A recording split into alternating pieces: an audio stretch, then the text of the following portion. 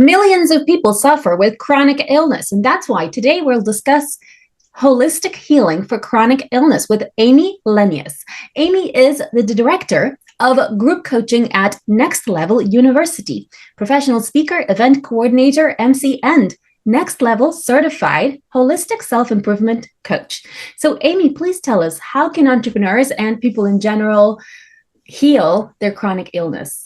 Heal Podcast with Lily Patrascu shares longevity and anti-aging techniques to stay young forever, increase energy, overcome addiction, and live your longest, best life ever. Shared by world's most innovative, alternative, and traditional health thought leaders, healers, and doctors. Discover quantum healing strategies to heal your mind, body, and soul. Well, first of all, thank you so much for having me. What a bold question. I would love to just start with saying that there is so much more typically than we're looking at when we're diagnosed with a chronic illness. We typically get put into boxes of, this is your illness, this is the part of your body that you need to focus on, and let's not think about anything else. On my wellness journey, I got diagnosed in my late teenage years with endometriosis, very female hormonal driven chronic pain, terrible actually to deal with. And what was probably the biggest bottleneck to my healing was not being looked at as an entire being. It was, oh, you're a woman, you're dealing with your hormones, how's your uterus doing, all of these things.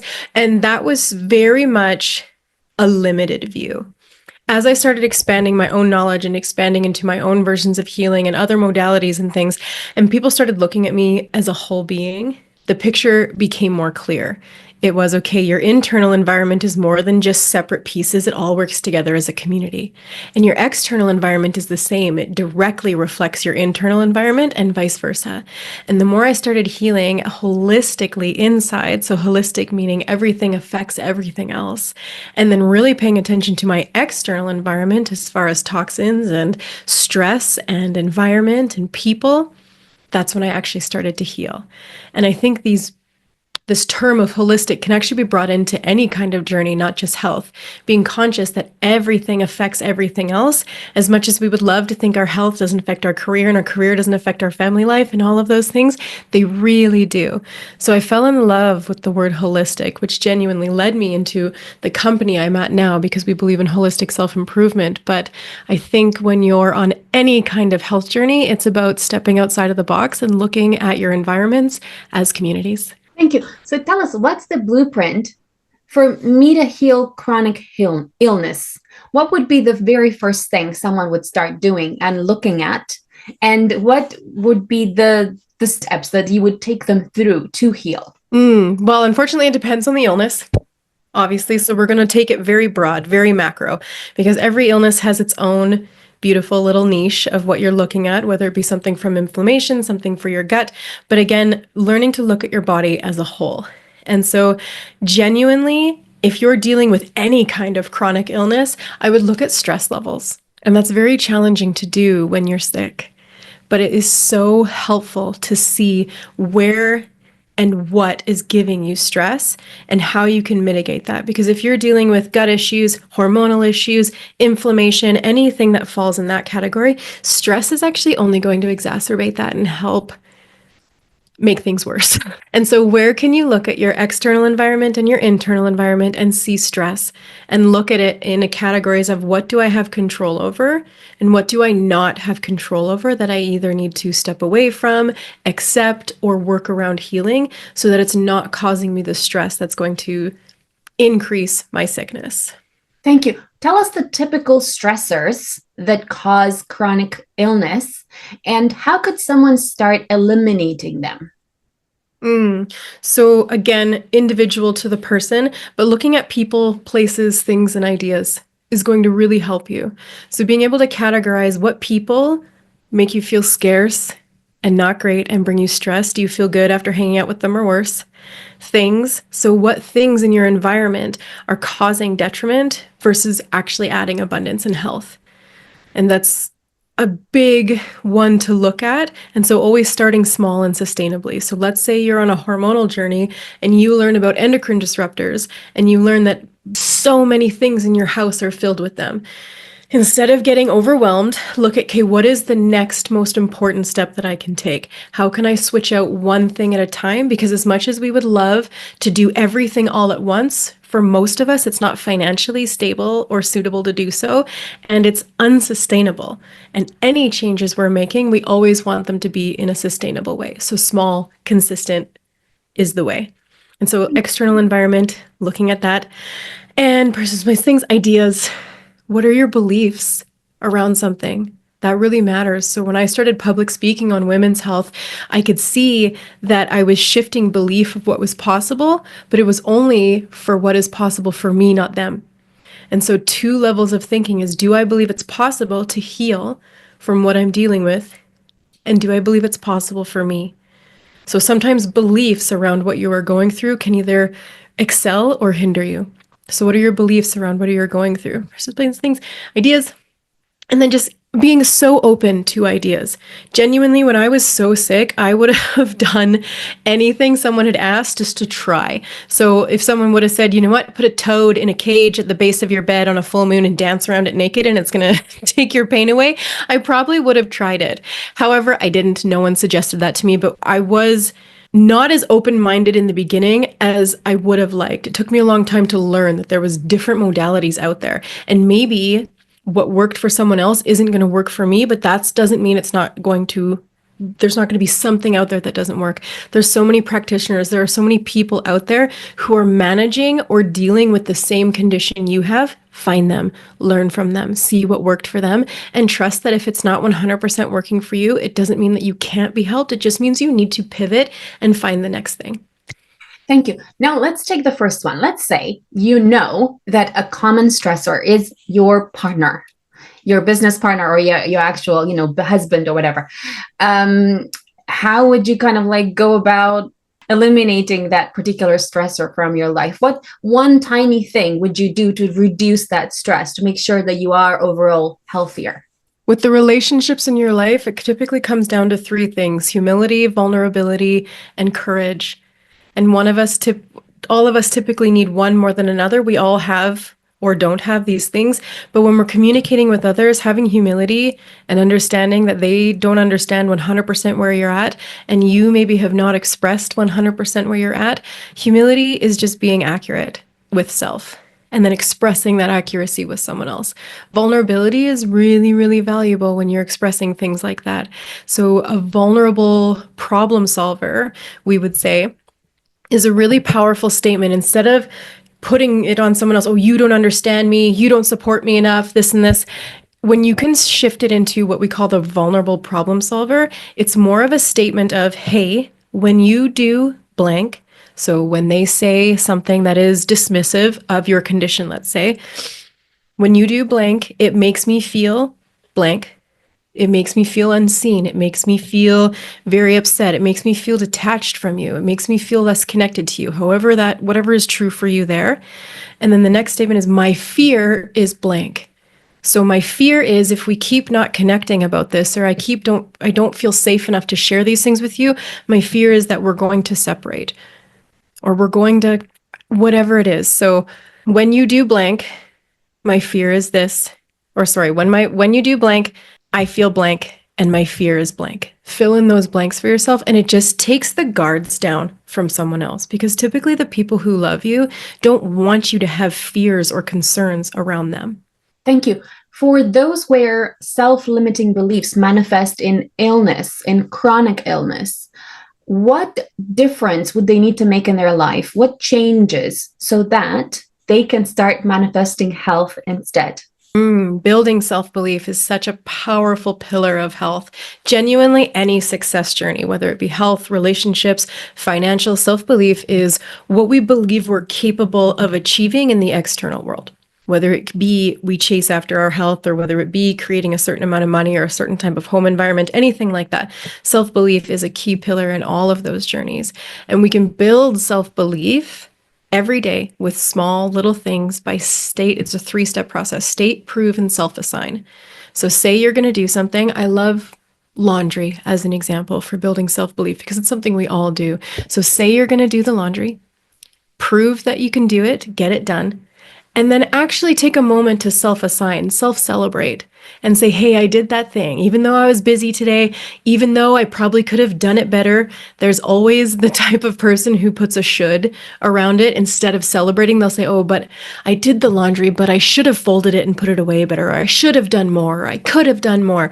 What did you get done? Sometimes done is done enough, especially when it comes to building self-belief. It's more about checking the box than how well it was done most days. Because when we want to do things consistently and sustainably, especially daily, we can't expect perfection or 100% into something every day. But it's built in those small everyday moments. And so what can you, even just with the silliest, most simplistic things that you would never give yourself credit for, how can you say you're going to do it, and really give yourself the credit? So if you're dealing with illness and you wanted to get something done today and you're not feeling that great, but it's really important that you get it done, and you only get it done to maybe like 10% of your standard, that's still really important that you give yourself that credit to start building the self-belief so that you have more to offer that thing another day. Thank you. I've been manifesting chronic illness in the shape of sore throat, cough, and migraine for the last 10 years. And luckily, I'm on a healing journey and I'm feeling a lot better. But one thing that I've discovered is that every time I organize a large event where I need to deal with visibility, which is something that triggers me in a negative way, because it brings the possibility of shame and vulnerability and looking bad and being judged for maybe not being perfect. I find that I self-sabotage more because I start to throw up or have headaches or have migraines or not sleep well or have the sore throat and cough, and I still deliver it. But I just know that if I could be like Taylor Swift and be able to handle 100,000 people and still be at peak and look like I've just come from the beach, master some sort of new belief that everything will be perfect and that I am a superstar and I can always be that superstar and look fresh and not self-sabotage. I know that I could just be like ultra glamorous and actually enjoy the process a lot more. So I wonder, what would you have someone like me do to eliminate that self-sabotage that a lot of times it tends to be temporary, where I am a lot worse, like I'm feeling a lot worse health-wise in the run-up to the event. And as the event happens and after the event, I'm feeling a lot better. Yeah, so there's a lot there. I love this question so much. There's a lot there. So one, working on your relationship with perfectionism for sure. Because if you're constantly putting out so much that's never going to feel like it's good enough, that's going to come back on you in some sort of way. And so trusting that you are going to go out there and do your best versus it has to be a certain way is going to be a really powerful shift. And I'm not saying it sounds like a simplistic shift, but it's a lot of work to get into that space. But it's so valuable because it's obviously affecting your health as well. And then comparison, we never want to compare to someone who is at a different level and in an entirely different even field than us. So Taylor Swift is an example. She has people who are literally in charge of her health and well-being. She has people who are going to provide her with all the nutrients they know that she needs. They're going to give her IVs for certain nutrients and B vitamins and all these things to keep her going, right? And most of us are not in that category. So when we're comparing, we always want to compare apples to apples, it's called, instead of comparing an apple to a golden pineapple. It's very, very different. We want to compare to people who are in the same realm as us or a little bit ahead so we can be inspired and work up to that, but not have it at this detrimental thing to us. That's taking a hit to your self-worth. And so I can tell you have very high self-belief. You're very capable externally in all of these things. But what's happening is your self-worth may not be able to keep up with it because that needs to come up as well. And comparison is a really powerful tool to switch from detrimental into inspirational for your self-worth. So when we're thinking of self-worth, it's, do I have healthy boundaries? That might be another one. What are your boundaries around yourself, your self-care, and how all of this output looks leading up to an event? That's a big one. And that's going to help actually increase your self-worth over time as you honor yourself more in that process. Comparison is a pillar there. Self-investment is a pillar of self-worth. So are you maybe not investing in yourself as far as health and wellness as much leading up to an event? And I see you so deeply in that. I'm the same way. I've had to learn so much around that my wellness practices and things cannot take a back step as I'm leading up into event. We're 18 or 17 days from a live event out ourselves, and I can already feel myself putting more into the importance of the event, which is important. Other things are taking a back burner for sure, but I can't also take a back burner. It can't be at the expense of myself, because if I show up that day sick and unwell, I'm not going to be able to give my best to the people who are there to see me speak. And so where can you just make sure you're still doing those practices, honoring your self-worth, putting some boundaries in so that you can give what's best of you on the day instead of just what's left of you after all of this chaos that is putting on an event? Because I see you there. It's a disaster. It's wonderful. It's such meaningful work and it's so fun, but holy, it can take a toll on you. Thank you. I'm very open-minded in terms of alternative healing techniques. I've tried Reiki, the emotion code, and it would be easier for me to tell you what I haven't tried. And so I wonder, what were some of the most effective holistic women's health techniques that have enabled you to feel better from experiencing chronic illness?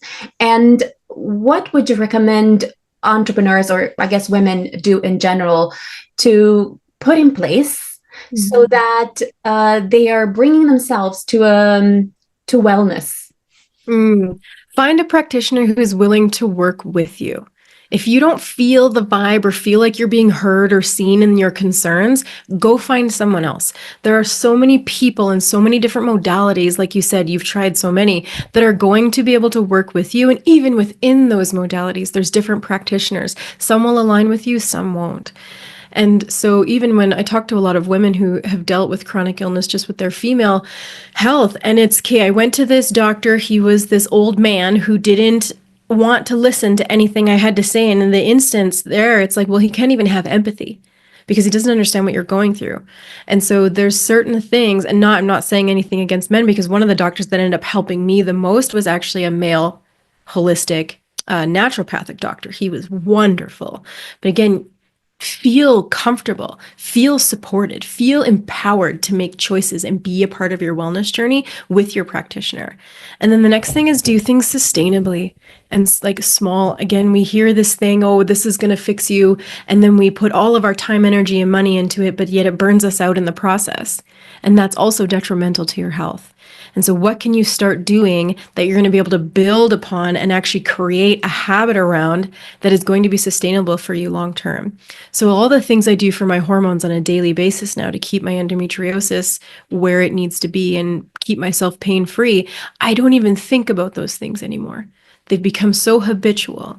But yet it took me time to build upon those. I didn't do all of those habits at once. I built upon them. And then find what works for your body. Everyone has plants that are going to help them, or different kind of medicines and things. Like I personally, my body loves nature. So I do a lot of essential oils, herbs, supplements, and things on a daily basis that help me. And that was a lot of trial and error, but I found what worked for me and I became pain-free. So trust the process. Don't give up. If it's not working, it doesn't mean it's not because you're not trying. It's not because there's something wrong with you. It's just because this is not the thing for you. Keep going. Thank you. Are there any habits, routines, or apps you recommend women to use to feel better and lead themselves towards wellness? Absolutely. Anything that is going to help you track your female hormone cycle. So whether you are an entrepreneur, a stay-at-home mom, a combination of both like me, where I homeschool my kids and also have this amazing career, it's understanding where you are at mentally, emotionally, and physically every day. Men cycle on a 24-hour cycle. They're the same every day. We are exponentially different week to week and subtly different day to day. We're like the moon. We have slight differences every day, and week to week to week, we have entirely different energies.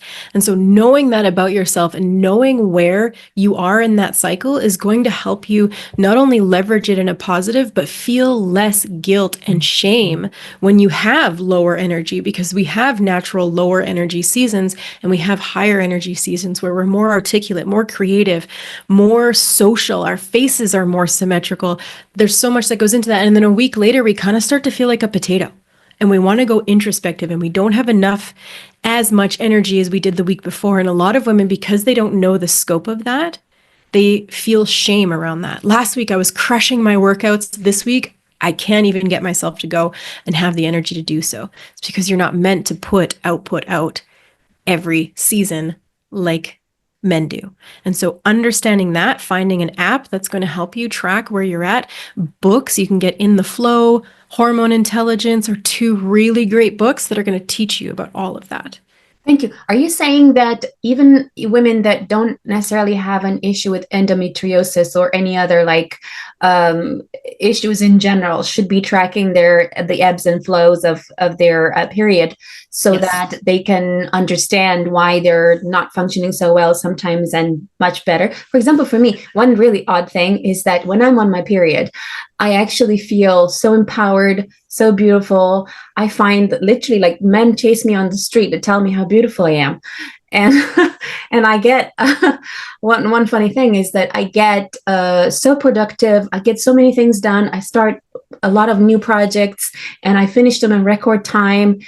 And then what I find is that kind of tends to happen a few days before and a few days after as well. So I'm like this machine, like this, like this robot with like endless energy. And then there are times in the month, like about maybe like halfway, where I'm like this lazy couch potato. At least I want to be. Mm-hmm. Yeah. In my So head. that's all very natural. And to find what that is for you, you're only going to be able to keep track of what those seasons are and how you personally show up in those seasons each time. And so we have 4 separate seasons, 4 separate phases to our cycle. And you seem to be really energized, like you said, right before your period, kind of during, and really right after. And so that's because right beforehand, if you have healthy hormones, you're getting a beautiful surge of progesterone, which is keeping you like able to deal with stress easier. There's so much there, but also that part of our cycle before our period is when we're very clear and concise. We can organize really well. We are good at keeping on task. Our focus is very much there. And then we have our period, and then right afterwards, a new energy comes in where we're more creative. And we have this different, think of it like spring. If your period is your inner winter, think of the energy of winter. You kind of want to hibernate. There's a lot of like you're definitely more in tune with your own body, your own thoughts.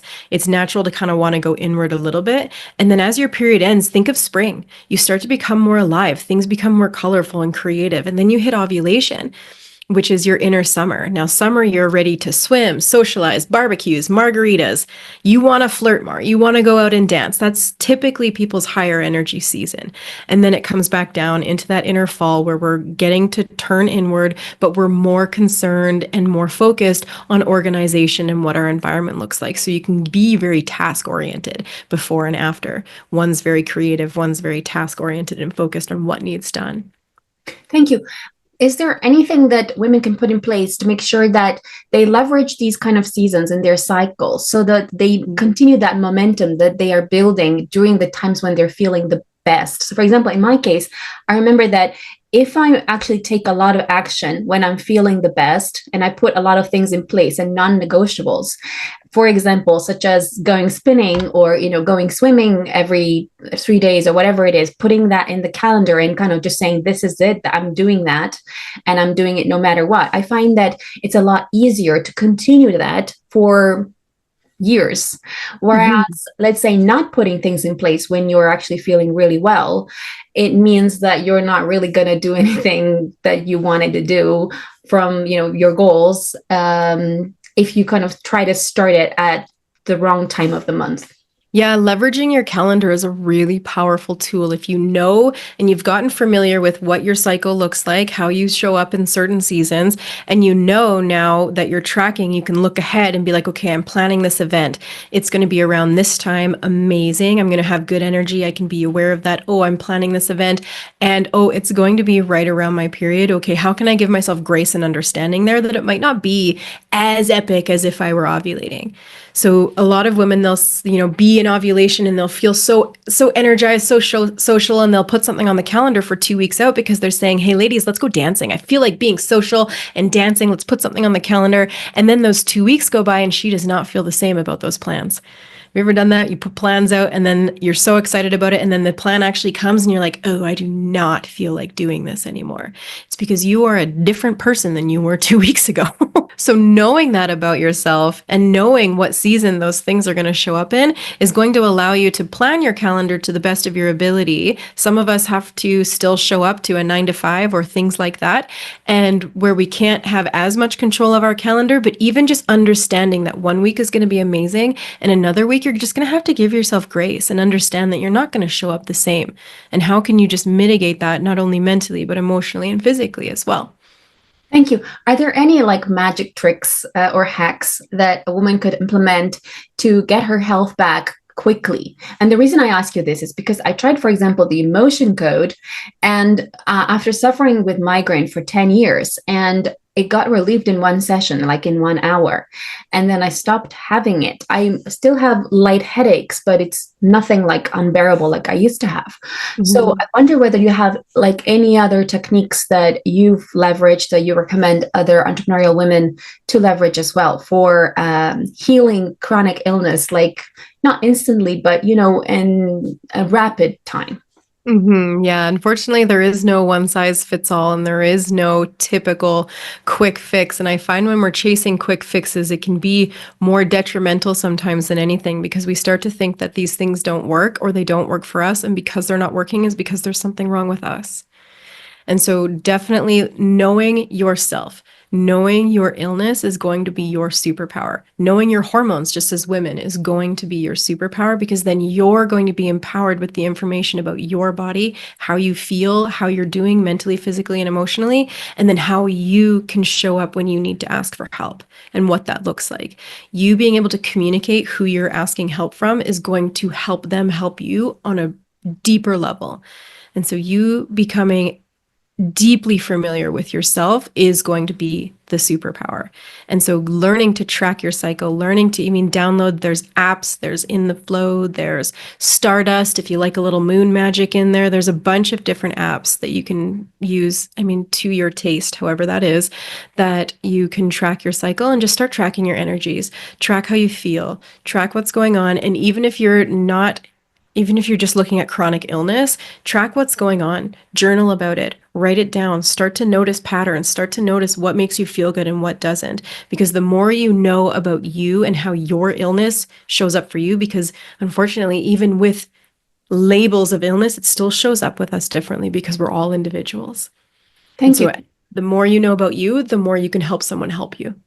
Thank you. What can someone do to reduce or heal pain that is chronic? Depends on the pain. Depends on the pain. Some people, it's as easy as going for a walk some days. Other people, walks are detrimental.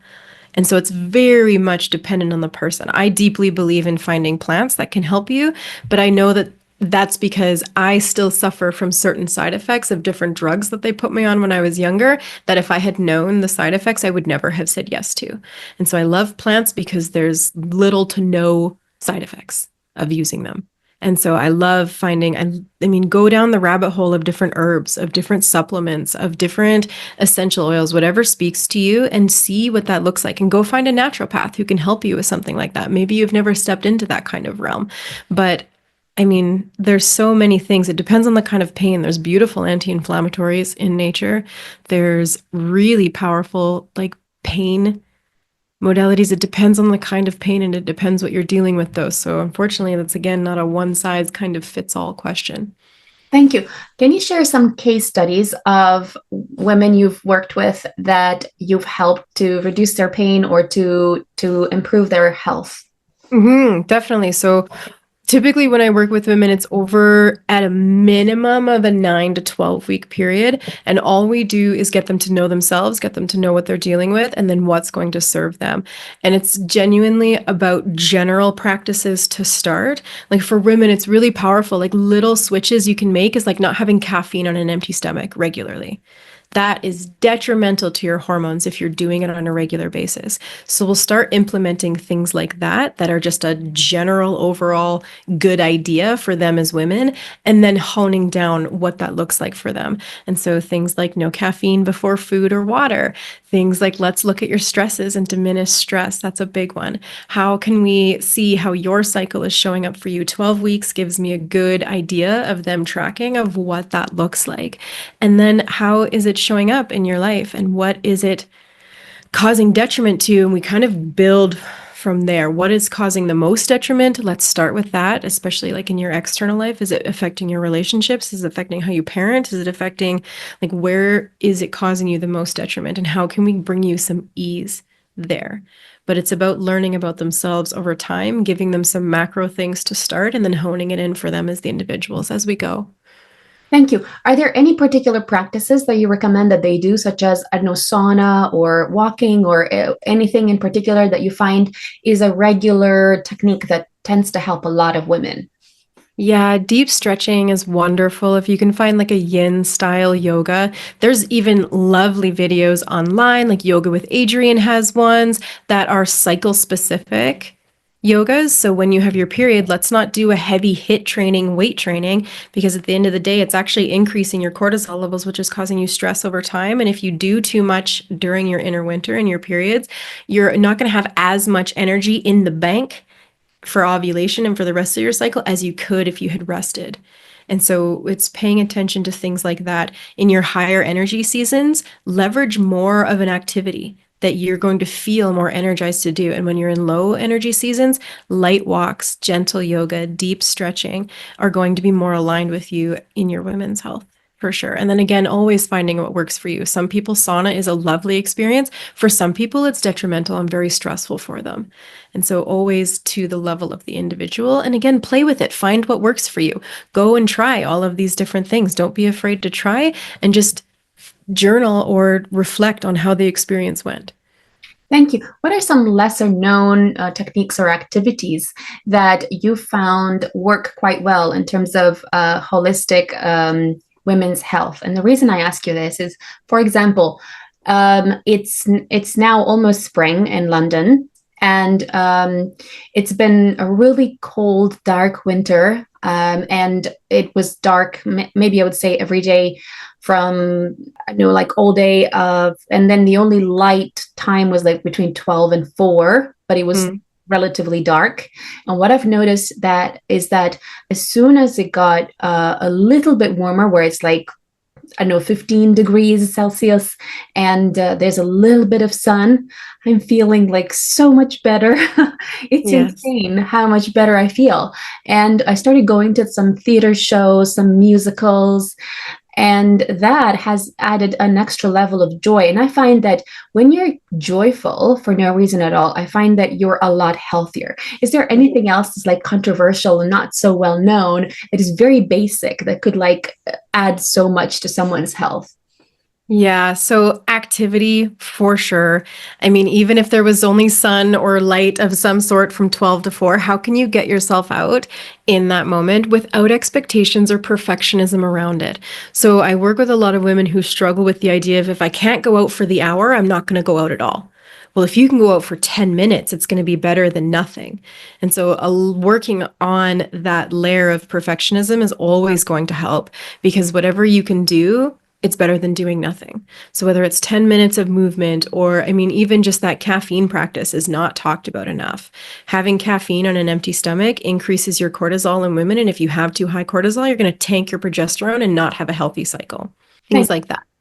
Tell us what makes you so radiant and beautiful. Is there anything in particular you're implementing to look so beautiful and to have holistic healing?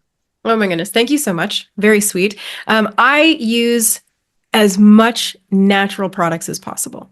Don't get me wrong, I dye my hair the odd time. I wear nail polish and certain things. It's not about perfection. It's about what can you mitigate in your environment that's going to work for you. Everything I use on my skin, for my hair, and my makeup is all natural, but I have a hormonal imbalance condition. It's very important to me to not be having endocrine disruptors and excess hormone stressors in my environment. And so I use a lot of natural things internally and externally that support me. And I've just noticed that I don't struggle. I think a lot of women get scared of stepping away from the clinical products and things and what that's going to do to their skin. But I actually find most women have a really positive experience with switching to natural things and supporting your skin and everything from the inside out with natural things. Thank you. Tell us what you mean by endocrine disruptors. What kind of things are causing that? I got to get both my hands ready. I'm going to paint a picture for you. So, endocrine disruptors are ingredients in our products, on and around us that are in, I mean, especially women's products, unfortunately. The average woman puts on anywhere from 500 to 3,000 endocrine disruptors before she even leaves the door, out the door for the day. And so things like your shampoo, your makeup, your skincare, all of these things, they have hormone mimickers in them, especially estrogenic ones. And so you in your body have these beautiful hormones in you that give you so much good. I know hormones get such a bad rap because it's like, oh, my hormones, oh, she's so hormonal. But in reality, our hormones as women are our superpower. And estrogen, especially, estrogen gives us energy. It helps us with emotions. There's so much into it. And what happens is, when you use an endocrine disruptor, even if it's on your skin is actually your biggest organ. It's very absorptive. So what's happening is that endocrine disruptor is getting into your skin, into your bloodstream, and it's acting like, let's keep using estrogen. And so you have these cells in your body, and this cell's coming up and it says, ooh, I would be a happy, more harmonious cell if I could bind with some estrogen. And so your body sends a signal. It's like, oh, let's produce the estrogen. The estrogen comes down and fits. And now this is a happy homeostasis little cell. But unfortunately, when we have a ton of endocrine disruptors in our body, this endocrine disruptor comes in and says, oh, I fit here.